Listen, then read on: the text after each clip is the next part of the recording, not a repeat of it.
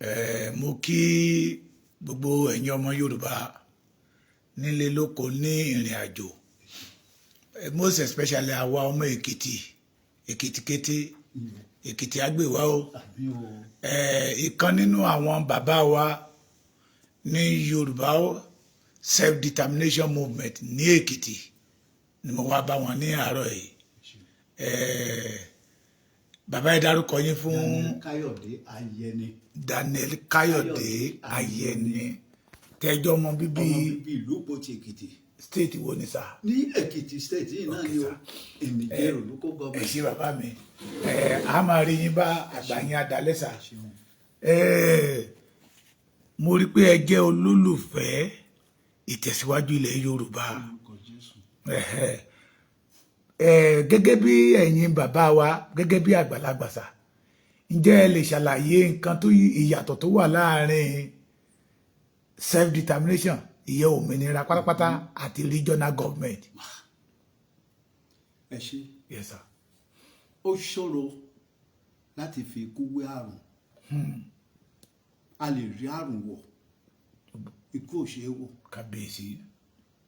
Nígbà tí a bá sọ pé ènìyàn ti wà láti well over 100 years ago, tólúwa ẹ̀ bímọ tí ó lè fà débi tí ó rìn, kí wá ní olúwa ẹ̀ sọ pé òun wá lẹ́yìn ìgbà tí Ọlọ́run dá olúwa ẹ̀ ní pípé? Torí ní ilẹ̀ Yorùbá, Ọlọ́run mọ̀ọ́mọ̀ dá ilẹ̀ Yorùbá ní pípé ni. In all ratifications ni ó ti ṣe wá láṣepé. Tá a bá bẹ̀rẹ̀ wẹ́dà tí a ń lò, tí a bá ronú sí àkókò tí àwọn changes máa ń wáyé, ìgbà òjò àáròjò, ìgbà ẹ̀rùn àárí ẹ̀rùn, ìgbà ọyẹ́ la máa rí, ìgbà òtútù là mú. Kì í ṣe òtútù tó tún máa ṣe ara ní jàǹbá. Àwọn ilẹ̀ tí Ọlọ́run mọ̀ọ́mọ̀ fúnra ara ẹ̀ dá ládàá pé òní ilẹ̀ káàárọ̀ àjíire. Náà tó bá dẹ̀ ti wá rí báyẹn, kí a fi lè ní oore ọ̀fẹ́ àti lo àwọn àlùmọ́nì tí Ọlọ́run fi ṣodo sí ìpínlẹ̀ yìí, òun ló ṣe dá irú àwọn ènìyàn tí ó dá síbẹ̀. Torí pé ìrìn àjò wa pẹ̀lú Ọlọ́run ó dọ́gba ni.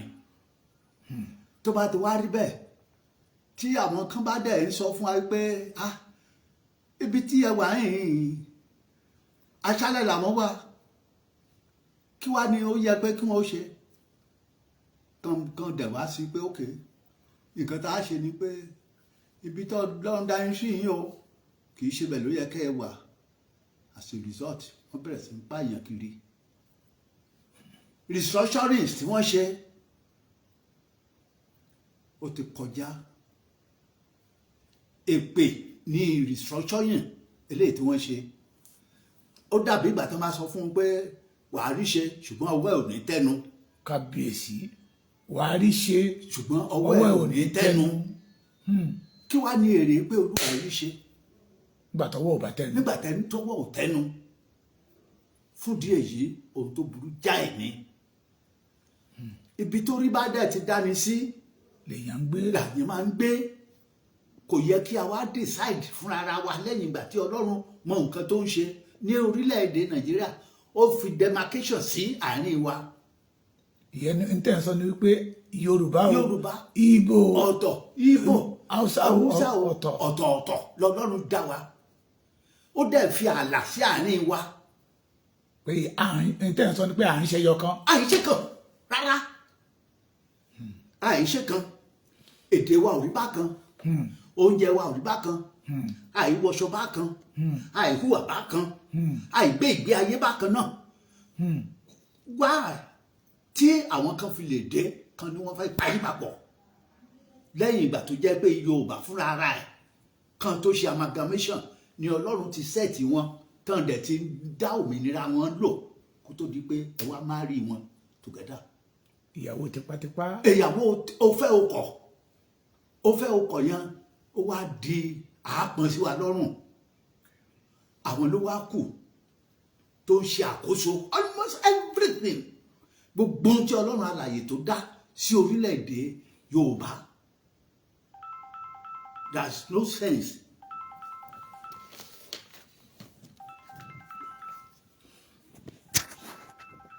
Hello ma ọya máa bọ̀ wọ́n béèrè ẹ̀ gan máa bọ̀ mo ní wọ́n béèrè yín àwọn àlejò mi ọ̀hún mo ní àlejò bàbá Èkìtì ẹgbà kẹrin. Hello mọ́mí mi. Ṣé dáadáa lẹ́wà o? Àdúpẹ́ bọ́lọ̀ ma máa pè yí padà ma máa pè yí padà. Yes sir. Ẹ má bínú ìyá mi náà ni wọn. So ìgbà tó bá ti wá rí báyìí tó bá ti fi àparí ìṣúwọ́ àlejò Olè tó lọ.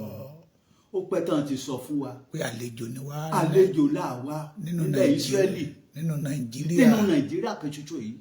Okay sir. Bàbá mi question mi. Yes sir.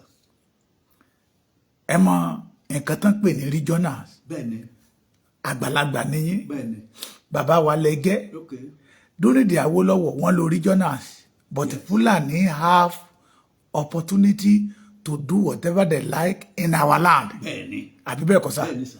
Ohun tí mo wá ń béèrè ni wípé regional government o àti kí Yorùbá ó dá dúró gẹ́gẹ́ bí self-determination people. Country. Sá èwo ni yóò ṣe Yorùbá ní àǹfààní. Yorùbá nation. But àwọn kan sọ fún wa pé àti regionals àti Yorùbá nation ìkànnì ṣé ìkànnì wọn ṣe kan náà. Kí ni ìyàtọ̀ tó wà láàrin wọn sá? Nítorí pé ìyàtọ̀ tó wà láàrin wọn cannot be quantified. Nǹkan mi ni Ó yàtọ̀ sí ó kíní yàtọ̀ nǹkan ti wà ní. kábíyèsí. Regional nǹkan ti wà ní. Yorùbá nation. Yorùbá nation ti nǹkan mi ni.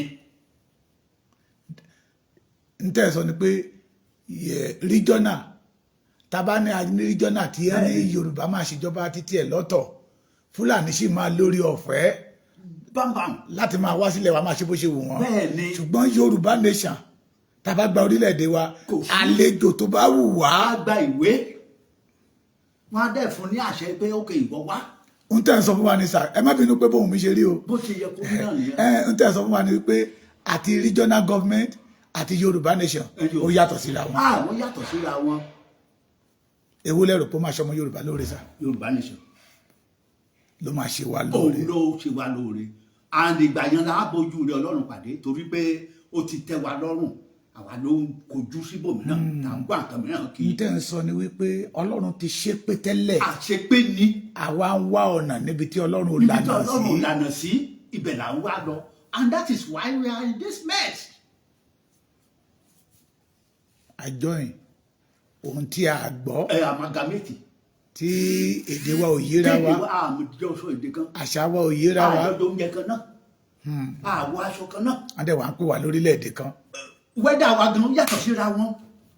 So n tẹ́ ń sọ ni pé there is nothing like a one Nigeria. kò sí nǹkan kan tó ń jẹ́ ọmọ ènìyàn ló sọ ní wọ́n Nàìjíríà kì í ṣiṣẹ́ Ọlọ́run a sì lè dá Ọlọ́run lẹ́bi pé kí ló dé tí ò fi sọ bẹ́ẹ̀. But àwọn olóṣèlú wa ò fẹ́ kí Yorùbá ó dá dúró. Kan jòkó àwa tó lè ṣòṣèlú ká máa lọ síbi tí Ọlọ́run ò sọ fún pé olóṣèlú ní kó wá máa darí wa àwa fúnra ara wa láyé òṣèlú síbẹ̀. It's only we manipulate what God has done, we feel it is incorrect. So we want to get it amended. Ẹ má bínú bàbá mi tàbá ní ká máa béèrè ọjọ́ orí yín kọ́sà. Ní àkókò yìí I'm about 80 years. 80 years. 85 years. Ìmọ̀ràn wo lẹ fẹ́ gbà gẹ́gẹ́ bí àwọn tó jẹ́ gẹ́gẹ́ bí ẹgbẹ́ yín sí ọ̀rọ̀ ìgbé ayé ìrọ̀rùn sí fún Yorùbá àwọn tó yìí ń sọ wípé nínú Nàìjíríà kí n kẹ́ tó dáhùn yẹn sà ǹjẹ́ nígbàgbọ́ pé Yorùbá lè ṣe rere nínú Nàìjíríà? Kò lè ṣe rere o. Lọ́nà wo sà? Kò tí ẹ̀ sọ́nà tán fẹ́ gbégbà torí pé kòkòrò tó jẹ̀fọ́ ìdí ara ìtàn ẹ̀fọ́ ló ló ń wà. kò sí nídìí ẹ̀ mọ́ ó ti wà lára ẹ̀. Ara ẹ̀ gidi ni kì í ṣe òdì rárá, tó bá ṣèdí ni a lè tú dànù. Ara ẹ̀ gan ló wà. In the first instance, àwọn ti tọ́ epo wò, wọ́n ti tọ́ ata wò, wọ́n dẹ̀ mọ̀ kí ni oore tí wọ́n rí from that end. Tó bá dẹ̀ ti yẹsẹ̀, oore yẹn á jábọ́. Torí pé Yorùbá ò ní ṣiṣẹ́ kó wúlọ fọ́ọ̀mù. lọ kó fún wọn jẹ. They will have to bear their own cost. n tẹ́ ń sọ sàní ní ọ̀dà Nàìjíríà náà Yorùbá ń ṣiṣẹ́ àwọn ló ń jèrè. Àwọn ló ń jèrè ẹ̀. Àwọn ló ń jèrè ẹ̀. Why are we doing this? What is wrong with us? Nígbà tí kì í ṣe pé Ọlọ́run ló kọ̀ wá sílẹ̀. àwa la kọ lọ́run Àwa lẹ̀ ló kọ̀ Ọlọ́run sílẹ̀. akọ ìṣẹ̀dá wa lẹ̀. Ẹjọ́ kò sí bíbá ẹ̀ a sọ pé bẹ́ẹ̀ kọ́. bàbá Professor Banji Akíntóyè ó sọ ìtàn kan sá pé 1870 tí wọ́n ti lálà Nàìjíríà Bẹ́ẹ̀ni. ní Yorùbá ti fẹ́ kọ́ yunifásitì. Bẹ́ẹ̀ni. 1830 Yorùbá ti ní graduate ṣátánàkátà. And various courses. ìjẹ́ lè sọ wípé Yorùbá ní ìtẹ̀síwájú nínú Nàìjíríà bí ìfàsẹ́yìn. A lè sọ yìí. Ẹni iwájú ti dèrò èyí. The first in the forefront is become the last at the rear end. Kábíyèsí. It's not even in the middle. At the back. At the rear. At the rear. Gẹ́gẹ́ bí ọ̀rọ̀ tẹ́ kọ́kọ́ sọ pé ọmọ already ẹ̀ tó ń rákòrò. Tó rákò. Tó ẹni tó ti dàgbà dáadáa tó ń sá eré tó wá di ẹni tó wá ń rákò.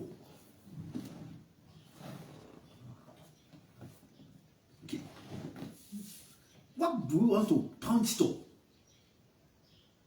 In Nigeria. In Nigeria to jẹ́ ògo fún ti Yorùbá mọ́ except ohun tí Ọlọ́run ti dá síbẹ̀, that means ilẹ̀ tó ti dá fún wa, ọlọ́ràá tó gbé ilẹ̀ fún wa, all things minerals tó wà bẹ́ẹ̀ is there for us.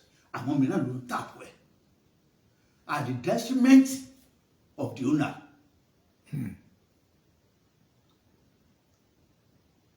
Oh, if we don't move urgently, not even, long time, urgently, the question of our sovereign is just introducing, and I pray such a thing will not come to be. Amen. We don't know what to do than to move ahead and go to you. If possible, if they say we should go for Yoruba nation tomorrow, it will be the best and not any other thing. Ó tẹ̀ ń sọ àwọn àgbààgbà ìmọ̀ràn wo lẹ rí lẹ́mi kí n tó lọ bẹ̀rẹ̀ ó dé kóṣà méjì tí mo pẹ́ dé o. Okay, sir. We have Yoruba Council of Elders, the Afeniferes that belong to the Awolowo, go against the Yoruba nation. Tẹ́ ń sọ ìsà. They are clamoring for the restructuring or regional government. Sir, mo mọ̀ pé nígbà yí Awólọ́wọ̀ ẹ̀ ń ṣọmọ kékeré. What do you kílẹ̀ lè sọ nípa àwọn Yorùbá Council of Elders, Afẹ́nifẹ́re, ṣé wọ́n ń tan ọmọ Yorùbá ni àbí wọ́n fi ẹ̀tẹ̀ ńlẹ̀ wọ́n ń pa làpàlàpà? Sórí àwọn méjèèjì tẹ́ ẹ dá akọ yan, èṣù lẹ́yìn ìbejì ni wọ́n. Wọ́n ń ṣọmọ ilé. Wọ́n ń ṣọmọ ilé. Wọ́n ń ṣọmọ ilé. Wọ́n ṣojú Awólọ́wọ̀, wọ́n ṣẹ̀yìn Awólọ́wọ̀. Wọ́n ò ṣẹ̀yìn. Ọ̀nì tó bá dẹ̀ bímọ, tí ọmọ ẹ̀ bá dàgbà tó bá kú, tí irú ọmọdé yẹn tán ti kọ́ bó ṣe ń rìn, ṣùgbọ́n at the end of the day tí bàbá yẹn kú tán tó lọ ń jalè tó ń fọ́lé, kì í ṣe bàbá yẹn ló bí. Kábíyèsí. Ògbóǹtarìgì ọmọ àlè ni. Kábíyèsí. Torí àkókò tí bàbá yẹn lọ tán ló ṣẹ̀ ní oore ọ̀fẹ́ àti fi ìwà ẹ̀ hàn. Bí àwọn Afẹ́nifẹ́bi yín àti other way wọ́n ṣiṣẹ́ ní. bàbá ní Afẹ́nifẹ́bi mi. Tí ẹ bá fẹ́ mi fún ire, you will not open your eyes down and see that you are in calamity. Iṣẹ́ tí bàbá Akíntóyè gbé dání bò lẹ ṣe lè ṣe. Ẹ kì í ṣe pé òun ló gbé dání. Ẹ̀mí mímọ́ ló rán níṣẹ́. Kò jẹ́ iṣẹ́ ara ẹ̀ torí pé ó jẹ́ olóòótọ́. Bíbélì dẹ̀ ti sọ fún wa pé wàá mọ òtítọ́.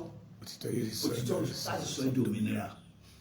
That is why, with all odds, with all calamities, that man did not look back. N tẹ̀sán ní ẹ believe pé Yorùbá nation yẹn ló lè solve problem Yorùbá. Kì í ṣe pé believe it is ordained from God. Iṣẹ́ tí Ọlọ́run ṣe nǹkan ìkálẹ̀ ní. Why are we getting it polluted? So àwa lágbà kan pollute ẹ̀. Àwa gan ló pollute ẹ̀. That is not what God gave to us. It's not the will of God. It's not the will of God. At all. It's never the will of God. It is ordained by Satan. The British Satan. The British Satans. Tán ti rí ọjọ́ ọ̀la Yorùbá. Oh, àwọn eléyìí wọ́n gbọ́n jù mí lọ. Bàbá ìyẹn táwa gbọ́ nù tán torí ẹ̀yin òun ṣọmọ kékeré 85 plus. Yes. Ni wípé tínká kókó náà ti tó wà lẹ́kọ̀ọ́ yẹ owó Yorùbá náà fi kọ́. Embassy Nigeria House ní London owó Yorùbá ní bàbá mi kan tẹ̀ ká dé Norwegian Netherlands àwọn ibi tí ọwọ́ Awólọ́wọ̀ jà sígbà yẹn. Bàbá ṣé nǹkan rí ni kí òbí ṣiṣẹ́ lẹ̀ fọmọkọmọ yẹn ó má rí jẹ. Ègún ló ń jẹ́ bẹ́ẹ̀. Tí òbí bá ṣiṣẹ́ kalẹ̀, tí ọmọdé ṣe ìfẹ́ òbí ẹ̀ kí bàbá yẹn ó tó kú, tí ò bá ti rí jẹ, ègún ni. Á jẹ́ pé there is something behind it. Either he has polluted, either he has diverted his attention. Ẹ ń tẹnu mọ́ pé polluted ṣé wọ́n ti pollute ayé Yorùbá ni. Púpọ̀. Lọ́nà wo sà? Nígbà tí o bá wà gẹ́gẹ́ bí ọmọ ọkọ, kò sí ẹni tó ń fi gbá ìyàwó kan ń fi gbá gún orí ọmọ ọkọ. Bàbá ṣe ẹ lè ṣí àwa ní ìrírí yín nígbà tẹ́ ẹ jáde iléèwé 6 sí ṣe standard nítọ̀dọ̀ yín gbà ẹ lọ́rùn. Standard ni mo. Kí ni ayé tí Yorùbá ń gbé ńgbà yẹ kẹ wá kọ́pì àlérí ń tà ńlá kọjá lénìí. It is incomparable. I cannot easily say this is element of what we can compare with the situation there. Fún àpẹẹrẹ, kò sí nǹkan tó ń jẹ́ olè. Kò sí olè nígbà náà. Tí o bá fi gbogbo àdúgbò yìí ṣe iṣẹ́ oko, àwọn èèyàn máa fi ẹsẹ̀ rìn lọ́rìn bọ̀. Kò sí nǹkan kan tó máa ṣe nǹkan tó ní sínú oko níbẹ̀ without anything. Wọ́n bá débi wípé tí o bá ní ọ̀gẹ̀dẹ̀ tó pọ́n tó kà sójú ọ̀nà tàbí iṣu ló lé síbẹ̀, oye owó tó bá fẹ́ ta ilé kọ̀ọ̀kan wàá fi owó yẹn síbẹ̀.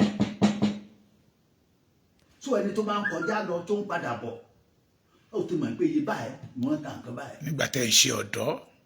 Bẹ́ẹ̀ ni owó yẹn ládẹ̀ tó fi síbẹ̀ kò wá kó ilé kan tó fẹ́ kó. Tó o bá ń lọ nígbà náà tẹ́bí bá ń pa ọ́ tó o lò ó lọ, wàá jókòó síbi ìdí ọ̀gẹ̀dẹ̀ yẹn, wàá bó ilé tó o lè jẹ, o lè mú ẹyọ kan kúrò ńbẹ̀. Wàá jẹ́ wàá dẹ̀ kéèkù ẹ̀ síbẹ̀ lẹ́yìn ìwé yìí.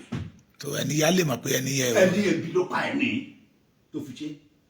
Now keep your money into your what you can say what is more than wardrobe this time around with all burglaries within a tickle of eyes. They burgle it and carry away your property. torí pé wọ́n ti pollute the life The Yorùbá life has been polluted. because we are refused to follow the We way. fail to follow the will of God. tó ti fi omi pẹ́ tó ti pátápátá.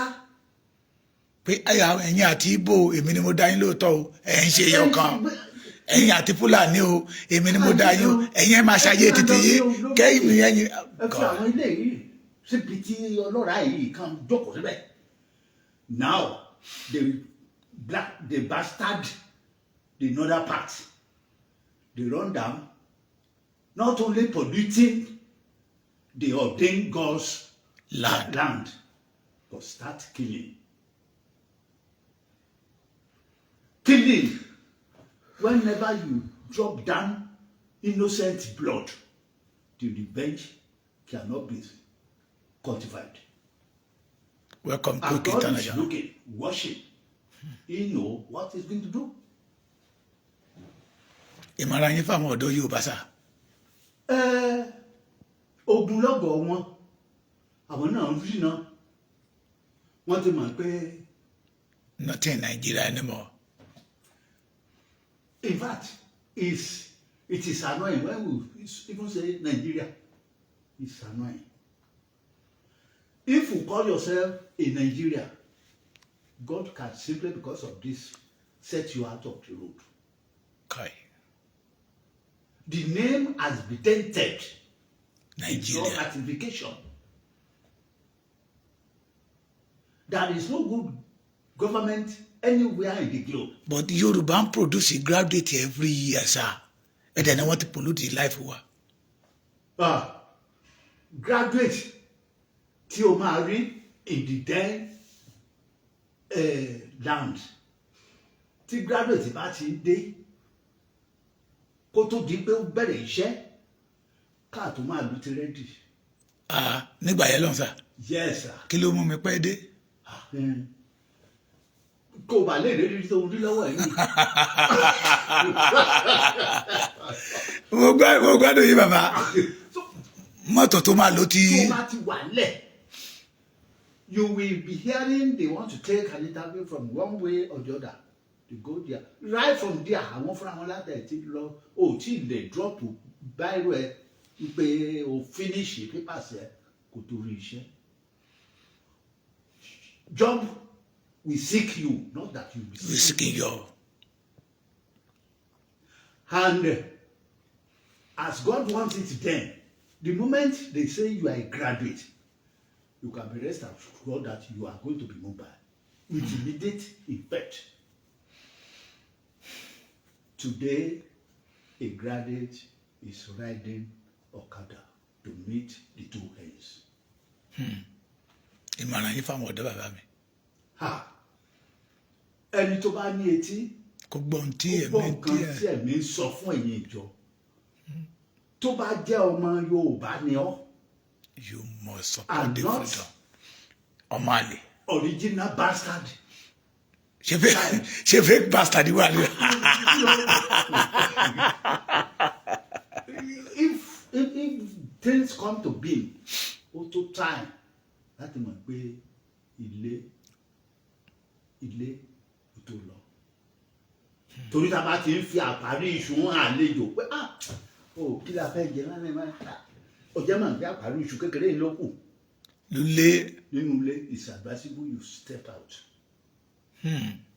Otherwise, ìpèbí. Ebi máa pa onítàn sùn. Káì, wọ́n dẹ̀ ti sọ fún ẹgbọ́n ìjọba ẹ pé ìbíbú iṣu ló wà lé o. Ṣé ìṣòro àwọn kids tó wà lẹ́? Ṣé wọ́n ni wàá jẹun táwọn ọmọ wọn? Wọ́n ní ò ní jẹun. Ẹ́n? Tí wọn ò ní jẹun. Tí wọ́n ní jẹun. That's it. That's it. The life has been polluted. Totally. Mi mọ̀. Wọ́n láti Tinubu ó ní aspiration pé wọ́n á lè make a headway. Ó ti wọnú ọṣẹ, òun náà ti wọ ọṣẹ. He cannot do anything again. Or else he lose his life before his death come.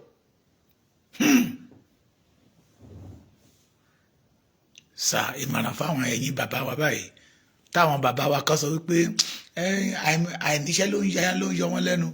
Ìṣẹ́ ló yẹ ká máa gbàdúrà fún Nàìjíríà.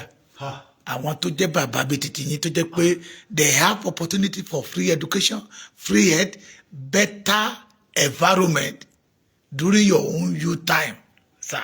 ohun kan tí ó ń ṣe àwọn wọ̀nyẹn ni pé ohun tó ti bàjẹ́ lórí alákọ̀ọ́rí ó kọjá àtúnṣe.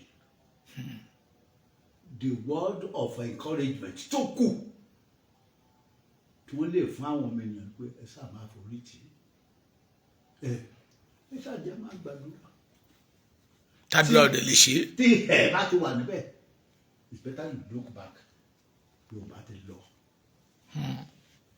So kì í ṣe èrò ọkàn wọn ipò tí wọ́n wà oúnjẹ tí wọ́n rí gbà lóúnjẹ òjijì tí wọn ò ṣiṣẹ́ fún tí wọ́n rí gbà lọ́dọ̀ àwọn tó ń dá nǹkan rú. lọ́dọ̀ àwọn tó bà ìlú jẹ́ òun ló pacify wọn kì í ṣàwọn gan ló ń sọ̀rọ̀ èpè ló ń sọ̀rọ̀ torí pé bíbélì sọ fún wa pé wàá mọ òtítọ́ òtítọ́ á sọ ọ́ di òmìnira. If you know the truth and you cannot stand by it, I am afraid hardly you will not share out of the problem where it comes to be. That is it. Ìmọ̀ràn yín fún bàbá Akíntóyè sà. That man is God-ordained leader. What he has to do in all odds, he should forge ahead and don't leave behind his only God, who has been leading him aright. He will make him a victory. Ọmọ yín Sunday Igboho sà. Ọ̀kílẹ̀ rí. Nígbà tí ìyá bá ti bá ní kanlẹ̀, Bẹ́ẹ̀ni sà. ìdí tá a fi ń bí ọmọ òun náà ní láti gbé nìga. Sunday kì í ṣe ẹnìkan tí ẹ̀dá Ọlọ́run yẹ wípé kó fọwọ́ ra orí ẹ̀ wípé gbẹ́ni kan ó kí ló mọ̀ tágbàlagbà ń ṣe is another agent from God. He has others to perform in this country before he goes away, and he will accomplish it. Amen. Ẹ ṣe ń gan He sà. has a lot to do. Orúkọ yín lẹ́ẹ̀kan sí sà. Daniel Kayode Ayeni Eda is my name. Ẹ ṣe gan sà. Ẹ ṣe gan gbogbo ẹ̀yin ọmọ Yorùbá. Ẹ má bínú bó mi ṣe rí. Bàbá wa ìkan nínú àwọn àgbà ní YSDM Yorùbá self-determination ní Èkìtì state làwọn bá lálejò lénìí. Thank you, God bless you. Adélẹ̀ ìlérí o. Bàbá a máa rí yín bá náà lágbára Ọlọ́run. Ògo náà kò ní wù jáde lẹ́yìn yín. Ojú yín ló ti máa wù jáde. Ẹ̀ẹ́dẹ̀ dúró àjọ jẹ́ ní lágbára Ọlọ́run. Ẹ ṣe gan ẹ̀kọ́ àlejò wa sà. Thank you sir. Àmín sir. Yes sir. Àmín sir. Àmín bàbá mi.